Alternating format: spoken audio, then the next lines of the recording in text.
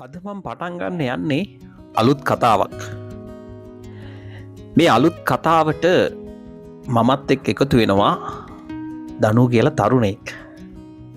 මේ තරුණයා ඉන්නේ ගිනිගත් එහෙන නගරේ. දැන් ඔයගොල්ලන්ට ප්‍රශ්නයක් මේ කවුද දනු කියන්නේ කියලා. දනු ගැන කිව්වොත් දක්ෂ සෞන්දර්යාත්මක සිතුවිලි වලින් පරිපූර්ණ කෙනෙක්. කවිය නිසදැස ආදිය ලියන්න දනු උපන් සමතෙක්. අද මේ ආරම්භ කරන්නේ දනු එක්ක දිගු ගමනක් යන්න. එකතු වෙන්න අපිත් එක්ක. හැම වෙලේම ඇස් දකින්න ආස කරන්නේ ඇගේ හිනාවමයි. ඇගේ හිනාවට ලෝභ හිතෙනවා. ලං වෙන හැම මොහොතකම හුස්ම හඬ ඇහෙන තරමටම හිතේ හැඟුම් මැවිස්සෙනවා. ආදරෙන් ඒ වගේම රාගයෙන් හිත මත් වෙනවා. ඇත්තටම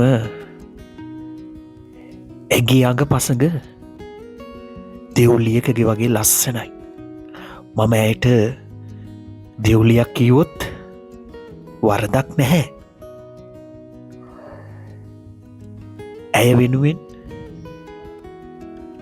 හිතේ සෙනෙහසක් උපදිනවා. පපුව රිදවන තරමටම ඒ සෙනෙහස දැනෙනවා.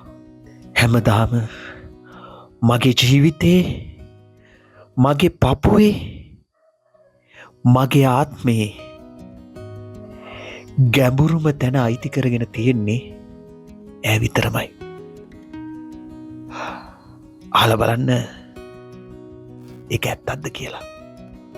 හසුන් මුව සිත් වෙලා නෙත් අඳුන් ගල්වලා සුසුම් හඬ මත් කළා සිතුම් රළ ගොඩ ගලා දෙව්ලියක් සේදුලා සෙනෙහසින් ලය පලා ඉදින් නුඹ සැතපිලා මගේ හදේ නාබිය වෙලා.